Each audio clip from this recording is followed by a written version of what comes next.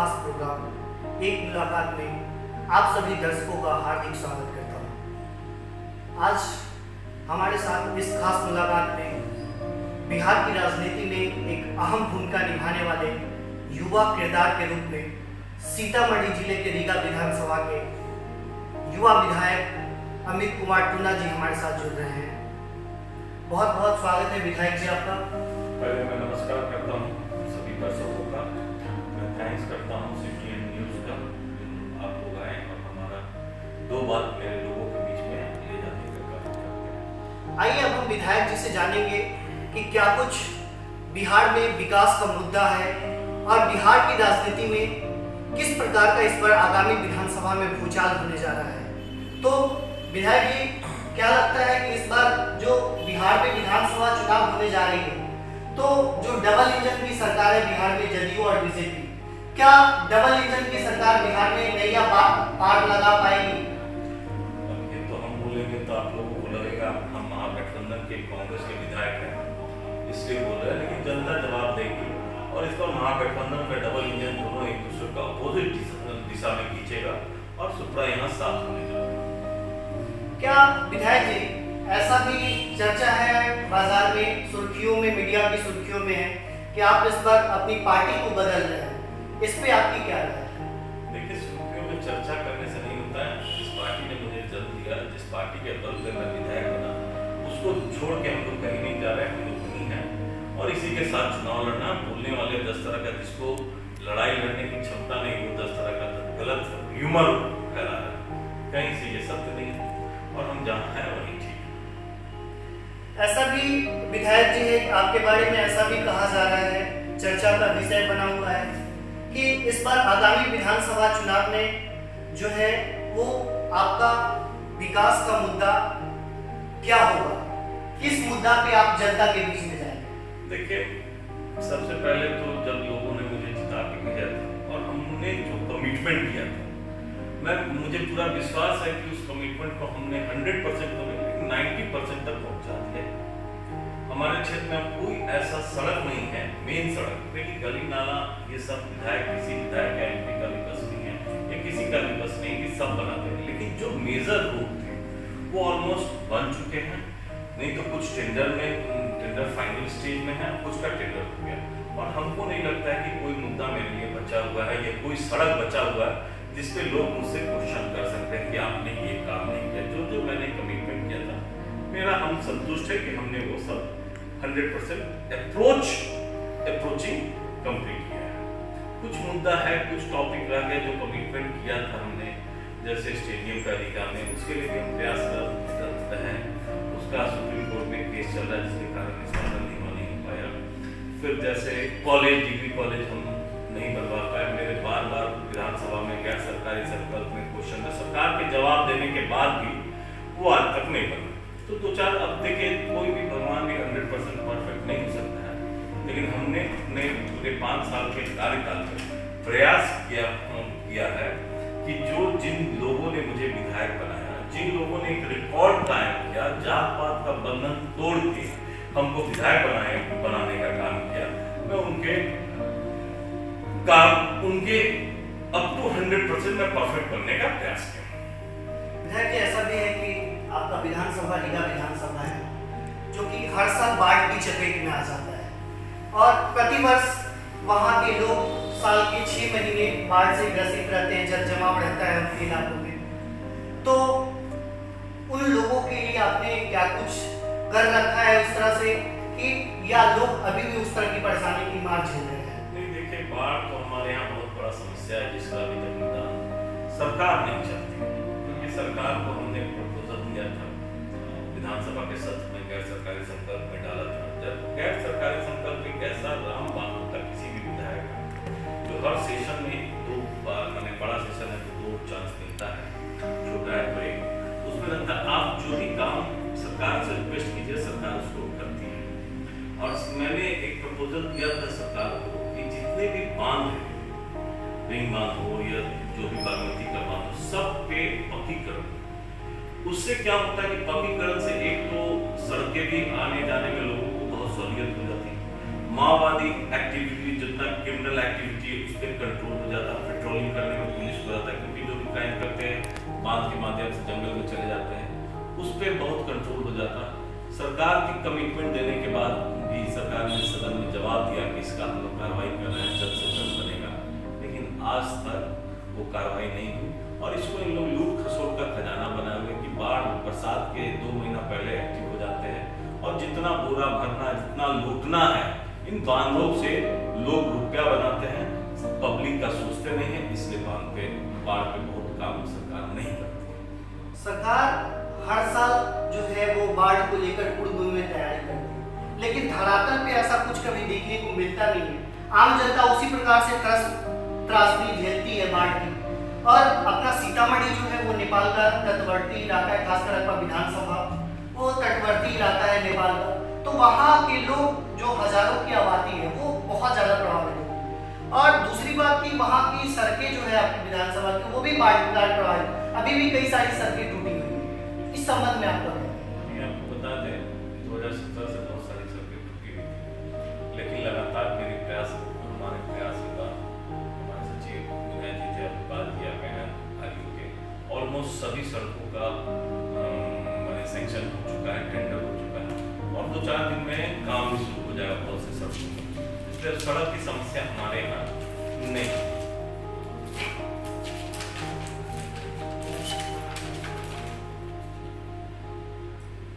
विधायक जी, राजनीतिक गलियारों में आगामी विधानसभा की जब से चर्चा शुरू हुई है, आरोप प्रत्यारोप का भी दौर जारी है।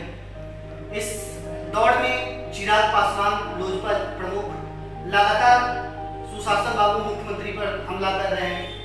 क्या आपको क्या लगता है कि चिराग पासवान जी कहीं महागठबंधन में आने को लेकर इस तरह की चर्चे में तो नहीं आ रहे हैं? देखिए, हम ज्यादा नहीं कहेंगे, लेकिन जिसके साथ है कम से कम उनका कहीं ना कहीं उनका अप्रोच या उनको नहीं इम्पोर्टेंस दिया जा रहा, यंग लीडर है और उनको जो इम्पोर्टेंस मिलना चाहिए, जो जगह मिलना चाहिए उस महागठबंधन में। नहीं, ऐसा भी कई बार सामने आया है कि उन्होंने खुले तौर पे उन्होंने पलटवार किया है ट्विटर के जरिए, सोशल मीडिया पे, कि नीतीश कुमार जी हमसे मिलने को तैयार नहीं, हमसे बात करने को तैयार नहीं है। यहाँ तक कि ललन सिंह ने भी उन पर कालिदास का आरोप लगाया। तो आपको क्या लगता है कि क्या वो महागठबंधन में आने चाहिए? ये वो नहीं लगा रहे हैं। महागठबंधन के जो मेजर शेयर होल्डर है भारतीय जनता पार्टी के लोग, उनको चढ़ा बढ़ा के नीतीश जी को बेइज्जत करा रहे हैं, क्योंकि अगर महागठबंधन में एनडीए का पूरा गठबंधन का एक संयोजक समिति है, उन लोग को बातचीत करना चाहिए, लेकिन ये एकदम सरेआम दिख रहा है सीधा सीधी कि उनको बैक पे हाथ, उनके पीछे में हाथ रख के बीजेपी के लोग माननीय नीतीश जी को बेइज्जत करा रहे हैं। इस आगामी विधानसभा चुनाव के साथ इस बार कुछ महीनों बाद नीतीश जी ने अपना पार्टी चेंज कर लिया, तो इस बार जब आप कभी विधानसभा चुनाव में जाएंगे तो नीतीश जी का पार्टी से दूर होना, जनता को धोखा देना मुद्दा होगा या कुछ और मुद्दा होगा? देखिए, पहला मुद्दा तो रहेगा नीतीश जी को जिस विश्वास से लोगों ने मत दिया था, जिस एनडीए के खिलाफ मत दिया था, जिसको नीतीश जी कहते थे हम मिट्टी में मिल जाएंगे, भाजपा से कभी हाथ न मिलाएंगे, जिस पार्टी ने नीतीश जी के पूरे बिहारियों को के एनडीए को गाली, विधायक जी डीएनए खराब होने की बात है, जिस पार्टी ने पूरे बिहारियों को डीएनए को गाली दिया था, उससे भी जाके मिल गया, तो इससे पूरी स्थिति कहीं न कहीं इसके जवाब इस बार चुनाव में जनता देगी, ये 100% श्योर है, उनको भोगना पड़ेगा। आपको क्या लगता है विधायक जी, बिहार में जो अभी राजनीतिक गलियारों में जो चर्चा चल रही है, जिस प्रकार से आरोप प्रत्यारोप एक दूसरे के ऊपर किया जा रहा है, क्या बिहार में 15 साल लालू जी की सरकार में रहे, 15 साल नीतीश जी की सरकार में रहे, बिहार में शिक्षा, स्वास्थ्य, सड़क की बदहाली आज भी देखने को मिल रही है, शिक्षा व्यवस्था पूर्ण रूप से चौपट हो गई है। क्या जनता फिर से जदयू राजद पे अपना विश्वास जमाएगी या तीसरे विकल्प के रूप में किसी अन्य पार्टी को ऊपर अपना विश्वास जताकर उनको बिहार में शासन करने का मौका? देखिए, मानते हैं कि 15 साल आरजेडी की सरकार थी, ठीक है, कुछ कमियां रही, तब लोगों ने 15 साल नीतीश जी को मौका दिया। 15 साल बहुत बड़ा टाइम पीरियड होता है और 15 सालों में स्कूल की स्थिति, बिल्डिंगें बन गई है, लेकिन शिक्षक नदार है। बिल्डिंगें, नई बिल्डिंगों की आप जाइएगा तो दिल में दर्द होता है कि हमारा पैसा, हमारे लोग का, हमारे सरकार जो भी पैसा लगाती है वो एक गरीब जनता का टैक्स का पैसा होता है, उस पैसे कैसे मिसयूज किया जा रहा, बिल्डिंग बन के खड़ा है कमीशन के चक्कर में, लेकिन एक टीचर वहाँ नहीं है, क्लासेस नहीं हो रही है, उस बिल्डिंग का फिर से खिड़की दरवाजा खुल जा रहा है। तो ये सोचना पड़ेगा लोगों को कि नीतीश जी क्या किए। नीतीश जी 15 साल में बिहार को कम से कम 100 साल पीछे ले गए, इसको जवाब तो देना ही पड़ेगा। मैं पूछना चाहूंगा नीतीश जी से 15 सालों में कितने इंडस्ट्रीज के बारे में सोचा? एकमात्र शुगर फैक्ट्री हमारे जिला में, 2-3 जिला में एक इम्पोर्टेंट उसको भी बंद होने के कगार पे है। मैंने 2-3 बार माननीय मुख्यमंत्री जी से मिलकर उसके बारे में आगाह कराया, लेकिन कोई सीरियसनेस नहीं। आज 2 महीना से शटडाउन किए हुए हैं, वहाँ के यूनियन के, वहाँ के जो भी वर्कर है उसके बारे में कोई सुनने वाला नहीं है। मिल मैनेजमेंट अपना मनमानी करता है, वो धमकी दे रहा है कि हम बंद कर देंगे। अरे पैसा है हमारे किसानों का, किसानों को पैसा देना सरकार दे, चाहे मिल मैनेजमेंट को डिसाइड करना, हम सरकार को नहीं, वो मिल चलाना। लेकिन क्या कीजिएगा, विडंबना है हमारे बिहार का कि सरकार की नीति ऐसी है, इंडस्ट्री अच्छा से पनप नहीं। बिहार में अभी भी कई सारे ऐसे कॉलेजेस हैं जिसमें प्रोफेसर नाम मात्र हैं, शिक्षा के नाम पे लूट खसोट मचा हुआ है। अभी हाल में आपने देखा था गोयनका कॉलेज में प्रचार पद को लेकर भी काफी सारी राजनीतिक दल ने अपना रोटी सेका, काफी सारी राजनीति भी हुई। तो जो शिक्षा का स्तर है बिहार में वो बिल्कुल गिर चुका है, तो उसको किस प्रकार से आगे उठाने का प्रयास किया जाए? जिसकी भी सरकार बने वो किस प्रकार से इसको उठाने का प्रयास? स्कूलों में शिक्षकों की संख्या नहीं बढ़ेगी, कॉलेजों में प्रोफेसर की संख्या नहीं बढ़ेगी, एम्प्लॉयमेंट नहीं क्रिएट किया जाएगा, बहाली नहीं किया जाएगा, तब तक कोई कल्याण नहीं है। और हम लोग की सरकार अगर आएगी तो याद कीजिए हमारी सरकार जब थी 1 साल की, उस समय बहुत प्रयास किया था और बीपीएससी से अलग एक कमेटी बनी थी शिक्षा विभाग का, जो कि बहाली का शुरू हुआ था।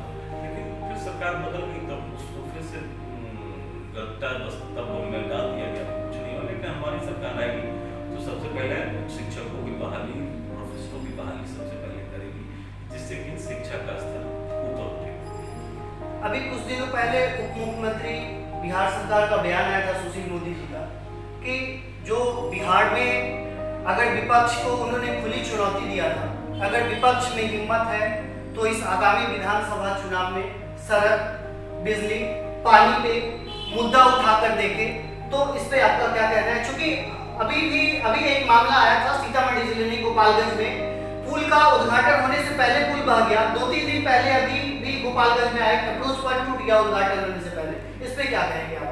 किस प्रकार से उनकी व्यवस्था है जो कि पुल उद्घाटन से पहले ही टूट जाती है? ये तो देखिए, ये टेक्निकल फॉल्ट भी हो सकती है, दूसरा पानी का प्रेशर में भी फूट सकता है, इसको हम इशू नहीं बना सकते हैं, क्योंकि हम लोग देखे हैं कि बहुत ज़्यादा पानी का प्रेशर में अच्छा चीज़ बह जाता है।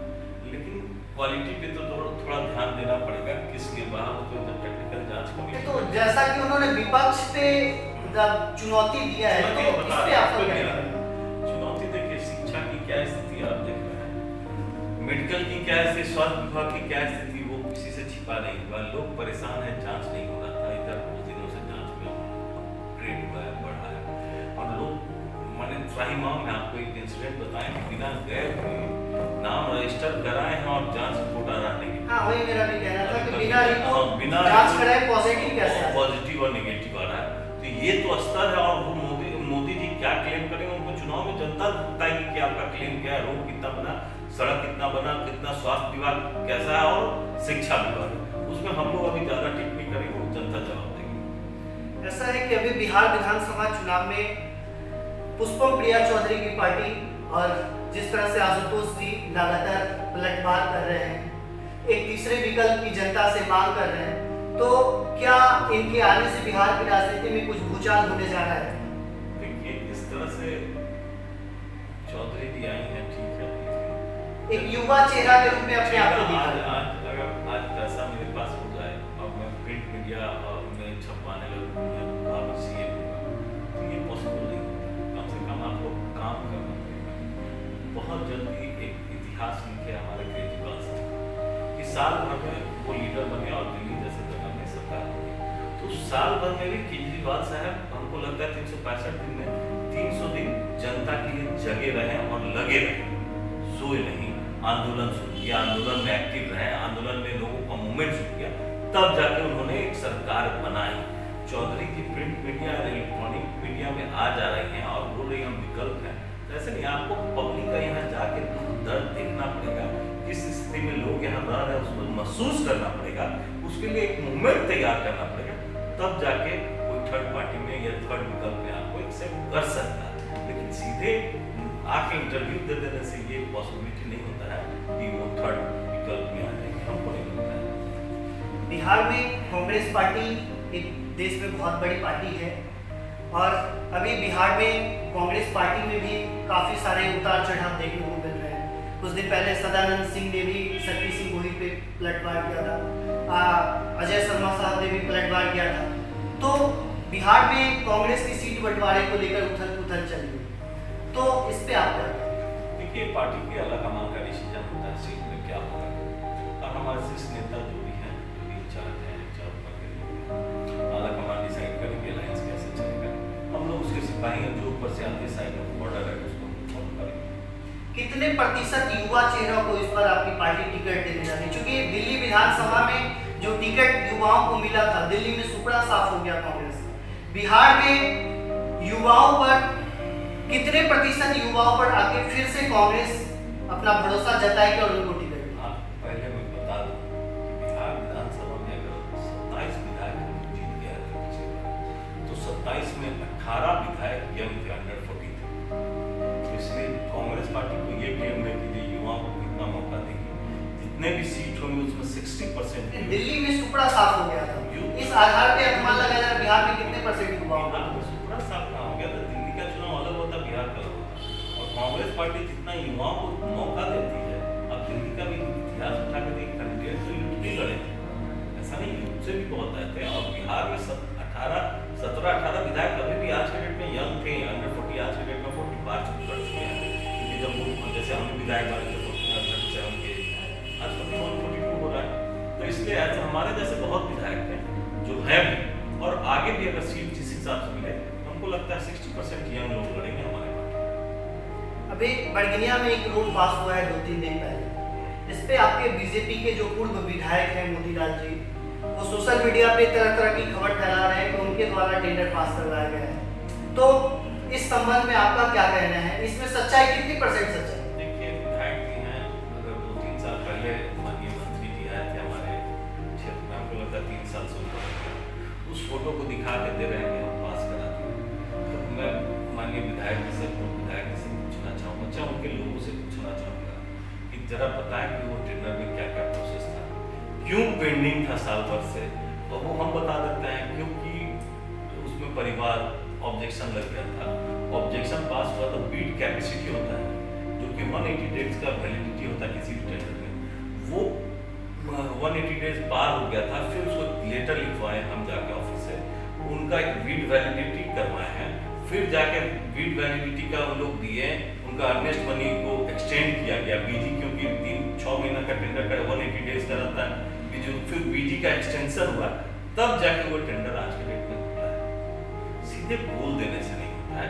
अगर आज के डेट में जितने भी रोड पास हुए हैं आरईओ चाहे पथ निर्माण से, तो हमसे आके डिबेट कर लेना सामने बैठ के कि कहाँ, तो मैं तो बताऊंगा किस कलर के डेट पे टेबल पे किस दिन वो फाइल पड़ा हुआ था, किस दिन वो माननीय सचिव जी के यहाँ गया, किस दिन सेक्रेटरी के यहाँ गया, किस दिन माननीय मंत्री जी के यहाँ गया, वो अपडेट होगा। और सीधे लिख देने से कोई हम नहीं मानते हैं। और 3 साल पहले का फोटो लगा दिए कि नंदकिशोर जी आए थे माननीय मंत्री, उनको हम ये तो अपना अपना सिस्टम है, पेपर वर्क है, पेपर वर्क में जाके पता लगाइए, ऑफिस जाइए, तब पता चलता है। और वो अपडेट है, हमको पता है कब कौन कहाँ से सेंक्शन हो रहा है, क्योंकि हम अपडेट रहे हैं, हम पीछे पड़े रहे हैं। गरीबों के मसीहा के रूप में आपको लोग क्षेत्र में जनता जानती है, तो आपने अभी भी बोला है कि हमने जनता का जो वादा किया था पिछले विधानसभा चुनाव में हमने पूरा किया है। तो गरीबों के मसीहा और किसानों के जो आपका हित देखा गया है, क्योंकि पिछले साल भी बाढ़ के दिनों में आपने लगातार 60-65 दिनों तक आपने अपने क्षेत्र में चलाया था सामुदायिक किचन। इस बार भी आप सबसे आगे आए थे, बाढ़ के दिनों में आपने रेस्क्यू करवाया था। तो जनता के प्रति जो आपका लगाव है इसमें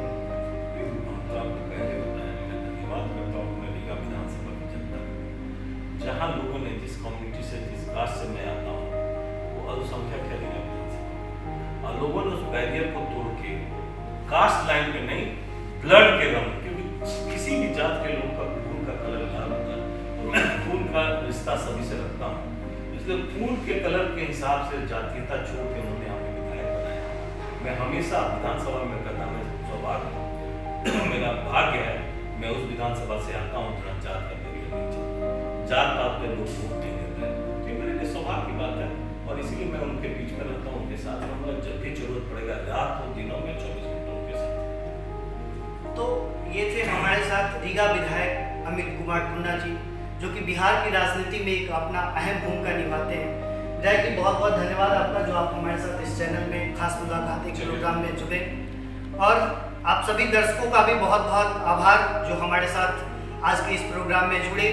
तो आगे हम फिर इसी तरह से दिखाएंगे आपको सीतामढ़ी विधानसभा सहित, सीतामढ़ी में 8 विधानसभा है, 8 विधानसभा की तस्वीर हम आपको दिखाएंगे, और जो यहाँ के विधायक हैं 8 विधानसभा के, हम उनसे बात करेंगे कि इस प्रकार से क्षेत्र में काम हुआ है, जो नीतीश कुमार जी सरकार का जो दावा है बिहार में शिक्षा, स्वास्थ्य और जो व्यवस्था है वो भी हम आपको दिखाएंगे कि इस प्रकार से सीतामढ़ी में जिले में शिक्षा की व्यवस्था है, सड़क की क्या स्थिति है, वो सभी चीज से मैं आपको रूबरू करवाऊंगा।